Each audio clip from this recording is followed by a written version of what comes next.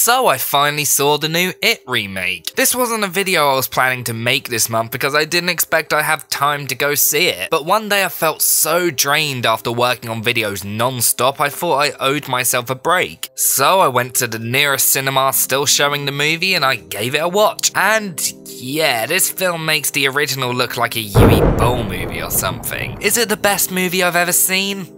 Far from it, but I honestly think it's probably the best film I've seen this year, although I've not actually seen many films this year, so there's not a lot of competition. I thought it was a well-made movie that was incredibly fun and had enough creepy moments to make me feel that I'd gotten my money's worth. This film has stuck with me since I watched it about a week or so ago, and ever since I saw it, honestly, I've wanted to watch it again. I'm sure we all know the plot, but I'll go over it very basically, just so I don't spoil anything. A killer clown is haunting a group of children who have to team up to stop him from killing any other children. That's the plot in one sentence. Of course, way more happens than just that, but that's the gist of the film. A lot of the film is less about the killer clown and more about the kids and the different ways that they're struggling with abuse, and how that mixed in with its killer clown has kind of created a loss of innocence for the characters, and that creates for some really interesting, tense and emotional scenes. I'm not going to touch too much into that aspect of the film because the YouTuber Nick Spheres did an entire video about it, and he's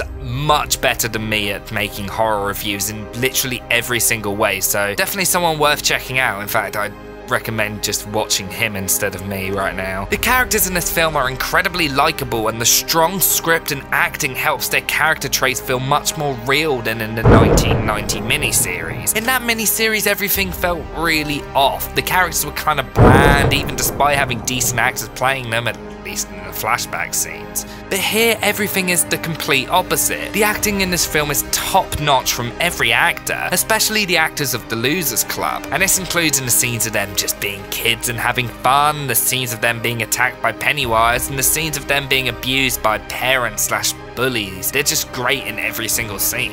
Not to mention their dialogue for the most part is very good, so they end up actually feeling like three-dimensional people, unlike in the original. That makes the scary scenes even more tenser because you actually really care about the characters and don't want to see them get hurt. And that's a true testament to not just the writing and acting, but also the directing. If the director had no clue what he was doing and had no clue how to direct these actors, this film would be very different.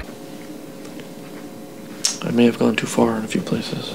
It could have easily felt very unnatural and cheesy, but luckily it didn't. I also like the idea of setting the film in the 1980s. It gives the film the feel of films like Stand By Me, also a Stephen King adaptation, and Gremlins, and other 80s kid-based horror movies that would end up inspiring the recent Stranger Things series, which funnily enough also had Finn Wolfhard as one of the actors. The 80s vibe was very enjoyable and instantly connected to me as someone who grew up watching those movies, and I think that was the intention. This film is obviously way more extreme than those movies are though. It's gory and has way more F-bombs. To be completely honest, I didn't find this movie too scary. Sure, there are some moments that I thought were incredibly terrifying, so much so that I actually considered leaving the cinema because they affected me so badly. I'm just saying, creepy dolls are the worst. But sadly, apart from those few moments, the scares were kinda lacking for me, and there's two big reasons for that. One, there is a huge over-reliance on jump scares. I obviously expected there to be jump scares, it's a modern horror movie, of course there's going to be them, but I don't think I expected them quite this much. The scariest scenes in the film are the slow scenes, like the balloon scene and the first half of the projector scene. Those moments had me on the edge of my seat, but then they'd be ruined by a loud bang. Jump scares aren't scary, they're just there to get a cheap reaction out of you, and they're used way too often in this film. The only thing I actually liked about the jump scares is that very few end up actually being false scares. I praised the jump scares in films like Insidious and The Conjuring because their jump scares weren't false. If you were being jumped, it was by a ghost, which I actually really liked. And I guess the same kind of applies to this film also, but I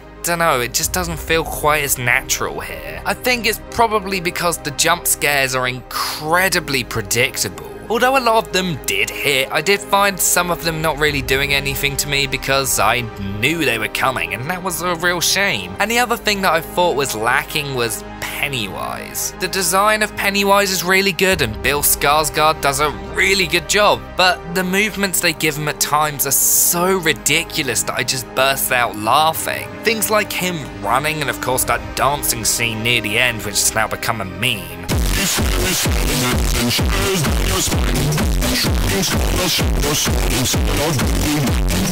These movements are just so silly that I couldn't take him seriously, and it was upsetting because otherwise he would have been really pretty scary. But regardless, the film ended up being incredibly entertaining and I was never bored. The writers did a great job of condensing the story into a 2-hour movie, taking out all the unnecessary stuff and also taking some creative liberties to make the story work much better in a more modern sense. And what I like is that they don't hold back at all. Without the restrictions that the 1990 version had, being a TV miniseries, they could go all out and show all the gruesome moments in the book, and there are some pretty gruesome moments in the film. All in all, in my opinion, this is by far the best big budget horror movie I've seen since probably the original Conjuring a few years back, and it's definitely the best horror movie I've seen so far this year, although that being said, I've only actually seen a couple. It's not perfect, in fact it's very problematic, but it's a really well made, entertaining and exciting movie. I cannot wait for the Blu-ray because I can see this being one that I watch quite a lot. So I give the 2017 version of it